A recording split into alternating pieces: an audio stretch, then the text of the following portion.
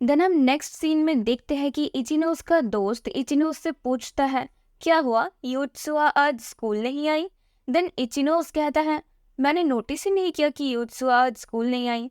फिर उसे याद आता है कि उसने कल यूत्सुआ से क्या बोला था। इचिनोज अपने मन में सोचता है कि ऐसा तो नहीं कि कल की बातों का उसे बुरा लग गया होगा, नहीं ऐसा नहीं हो सकता।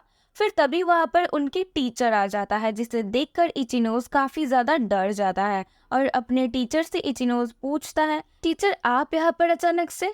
टीचर उससे कहते हैं, ये कुछ होमवर्क की कॉपी है, इसे जाकर युत्सुआ के घर देकर आओ। देन इचिनोज कहता है, लेकिन टीचर मैं ही क्यों? देन हम नेक्स्ट सीन में देखते हैं कि मजबूरन इचिनोज को ही वो होमवर्क की कॉपी देने के लिए जाना पड़ता है युत्सुआ के घर। देन हम देखते हैं कि युत्सुआ के रूम के अंदर जाता है इचिनोज। युत्सुआ की मॉम उन दोनों को अकेला छोड़ रूम से चली जाती है। फिर इचिनोज युत्सुआ से उसकी हालचाल के बारे में पूछता है। युत्सुआ बताती है कि वो अब ठीक है। फिर इचिनोज उसे होमवर्क देने लगता है। युत्सुआ बोलती है, मुझे बहुत खुशी हो रही है कि तुम यहाँ पर आए हो। कल जो सब कुछ हुआ था उसके बावजूद भी तुम यहाँ आए, इस बात को लेकर मैं बहुत ज्यादा हैरान हूँ। देन उसके बाद इचिनोज कहता है, लेकिन ऐसा क्यों? देन युत्सुआ कहती है, मुझे माफ करना, कल वो मेरी गलती थी। इचिनोज उससे पूछता है, आखिर तुम मेरी इतनी ज्यादा केयर क्यों करती हो? देन तभी युत्सुआ कहती है, लास्ट टाइम जब मैं एग्जाम के लिए रूम में जा रही थी तब मुझसे डोर ओपन नहीं हो रही थी, क्योंकि मैं बिल्कुल अकेली थी और मुझे कोई ऐसा चाहिए था जिसके साथ मैं बैठकर एग्जाम दे सकूं, जिसके साथ मैं बातें कर सकूं। तभी वहां पर तुम आए थे। तुमने मुझसे कहा था कि तुम भी यहाँ पर अकेले हो, तो उस बात से ही मैं तुम्हारे साथ अपने आप को कनेक्ट कर पाई। देन उसके बाद मुझे तुम इतना ज़्यादा अच्छा लगने लगे कि मैं तुम्हें बहुत ज़्यादा बिलीव करने लग गई। मुझे तुम्हारे साथ रहकर बहुत ज़्यादा सेफ महसूस होती है और साथ ही मैं तुम्हारे साथ रहकर बहुत ज़्यादा हैप्पी फील भी करती हूँ।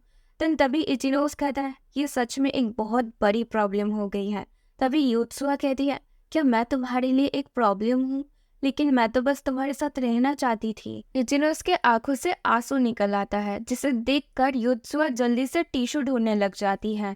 देन इचिनोज थोड़ा हंसते हुए कहता है, अरे यार इतनी मेहनत मत करो मेरे लिए, तुम यहाँ आकर आराम करो। फिर वो थोड़ा सा सीरियस होकर कहता है, वैसे आज जब तुम एब्सेंट थे तब मैं बहुत ज्यादा परेशान हो गया था। युत्सुआ ये बात सुन के थोड़ी थोड़ी मुस्कुराने लग जाती है। देन उसके बाद इचिनोज उसे अपने पास्ट के बारे में सब कुछ बताने लगता है, जो जो उसके साथ हुआ है और जिस वजह से वो अभी तक मूव ऑन नहीं कर पाया। आफ्टर दैट युत्सुआ कहती है, जो भी तुम्हारे साथ एलिमेंट्री स्कूल में हुई है उसमें तुम्हारी कोई भी गलती नहीं थी और किसी को भी हक नहीं कि तुम्हें आगे बढ़ने से रोके।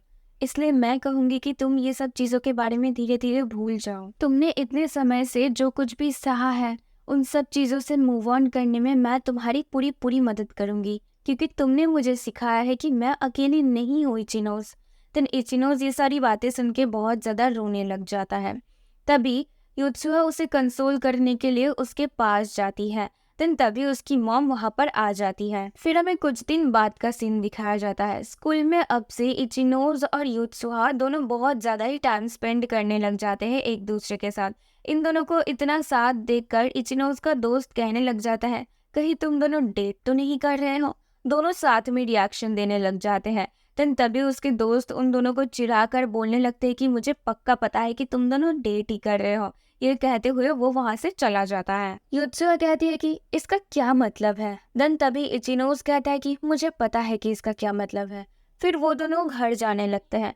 तभी इचिनोज कहता है कि मुझे तुमसे कुछ जरूरी बात करना है, क्या हम थोड़ी देर के लिए पार्क में जाएं? देन वो दोनों पार्क में जाने के लिए जल्दी से अपने अपने लॉकर रूम में जाते हैं। तभी युत्सुआ अपने लॉकर रूम को ओपन करती है, जिसे देखकर वो बहुत ज्यादा हैरान हो जाती है। इचिनोज को लगता है कि क्या हो गया, तभी वो खुद भी जाकर लॉकर रूम को देखने लग जाता है। वो भी बहुत ज्यादा हैरान हो जाता है, क्योंकि युत्सुआ के लॉकर रूम के अंदर किसी ने मरे हुए खरगोश को रखा था, जिसे देखकर वो दोनों ही काफी ज्यादा डर गया था।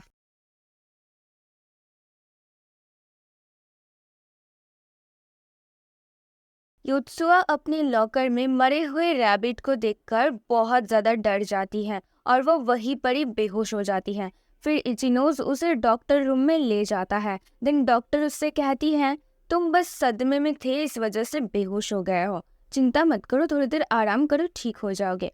देन डॉक्टर आगे कहती हैं वो जो मरे हुए जो रैबिट था उसको ब्लेड से काटा गया था। वो तीनों बहुत ही ज्यादा सोच में पड़ जाते हैं। देन इचिनोज को ख्याल आता है कि 6 साल पहले जो इंसिडेंट हुआ था उस वक्त भी कटर का यूज हुआ था, और जो 5 दिन पहले उसने मिडो को देखा। देन वो सोचने लगता है कि क्या हो सकता है कि वो सच में वहीं पर थी। इचिनोज इन सब चीजों के बारे में सोच ही रहा होता है, तभी युत्सुआ उसे कहती है क्या तुम ठीक हो। देन तभी वहां पर डॉक्टर जो कि बैठी हुई थी वो युत्सुआ के सिर पर हाथ मारते हुए कहती है मुझे पता है कि तुम अभी बहुत ज़्यादा फिक्र कर रही हो अपने बॉयफ्रेंड को लेकर, लेकिन चिंता मत करो, वो बिल्कुल ठीक है। देन युत्सुआ कहती है ऐसा कुछ नहीं है, हम दोनों के बीच में ऐसा कुछ भी नहीं है। फिर डॉक्टर उनसे माफ़ी मांगती है। वो दोनों इस बारे में बात कर ही रहे होते हैं। इचिनो सोचने लगता है मुझे पता है कि वो मिडो ही थी, लेकिन इन सब चीज़ों में कुछ तो गड़बड़ है। देन वो बोलने लगता है मुझे पता है कि अभी तक हम दोनों गर्लफ्रेंड बॉयफ्रेंड नहीं बने हैं, लेकिन मैं इतना कंफर्म कह सकता हूँ कि मैं तुम्हें प्रोटेक्ट ज़रूर करूँगा। ये मेरे प्लान से थोड़ा अलग है, लेकिन फिर भी क्या तुम मेरे साथ थोड़ी देर बाहर चल सकती हो। युत्सुआ उसकी बात सुनकर बहुत ज़्यादा खुश होने लगती है कि वो आज इचिनोज के साथ बाहर जाएगी, जबकि इचिनोज ने खुद उसे इनवाइट करा है। इस बात को लेकर डॉक्टर इचिनोज के पेट में जोर का मारता है और बोलता है क्या तुम पागल हो, तुम्हारा प्रॉब्लम क्या है। देन डॉक्टर युत्सुआ से पूछती है चलो अपने पेरेंट्स का नंबर बताओ, मैं उन्हें कॉल कर कर बुलाती हूँ। युत्सुआ को उनका नंबर पता नहीं होता, इसलिए वो कहती है नंबर तो मेरे फ़ोन में है। देन इचिनोज युत्सुआ की फ़ोन को बैग में से ढूंढने लग जाता है। युत्सुआ डॉक्टर से पूछने लग जाती है इचिनोज के बारे में कि डॉक्टर ने इचिनोज को जो पंच मारा था उससे उसको चोट लगी है या नहीं। फिर उसके बाद इचिनोज को युत्सुआ के बैग में से एक कटर मिलता है जिसके ऊपर खून लगा हुआ था।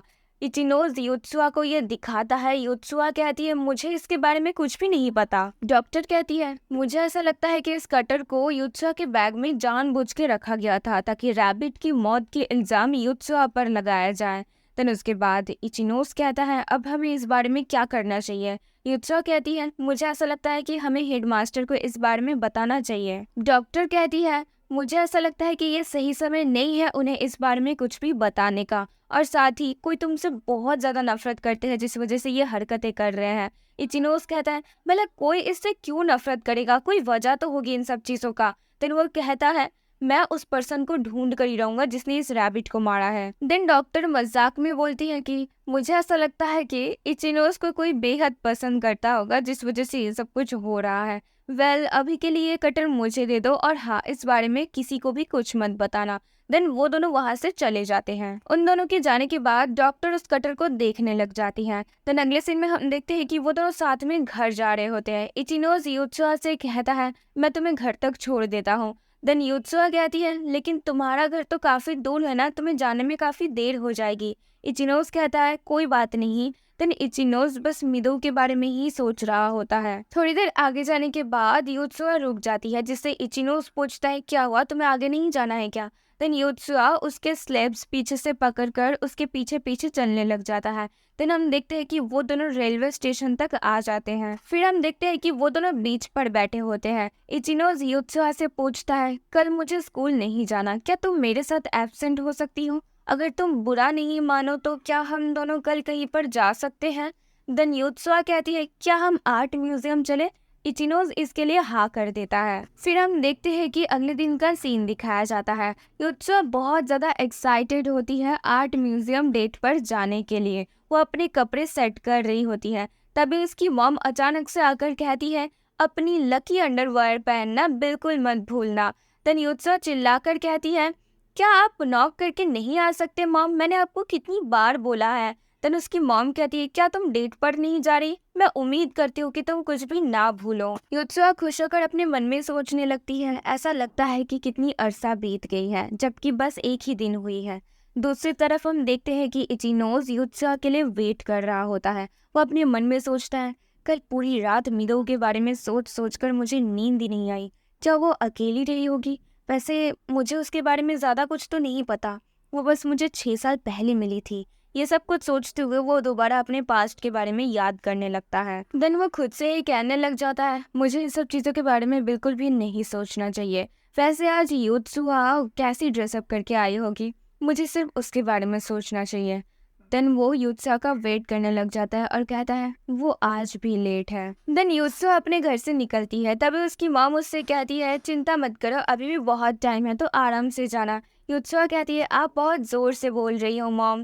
देन उसके बाद उसकी मॉम कहती है अगर तुम्हें किसी भी चीज़ की ज़रूरत पड़े तो मुझे बता देना कॉल करके, और हाँ सबसे ज़रूरी चीज़, अगर तुम रात को वहाँ रुकोगे तो मुझे और तुम्हारे पापा को ज़रूर बताना। तभी वो रास्ते से चलते हुए अपनी माँ की बातों को याद करने लग जाती है। उसी वक्त उसकी एक लड़की से टकरा जाती है, जिस वजह से वो लड़की गिर जाती है।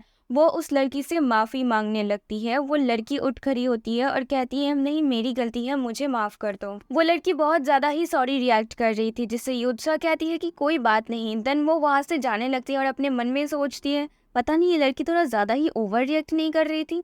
देन वो चली जाती है वहाँ से। वो लड़की अभी भी वहीं पर ही खड़ी हुई थी, जो कि बोलती है गुड नाइट।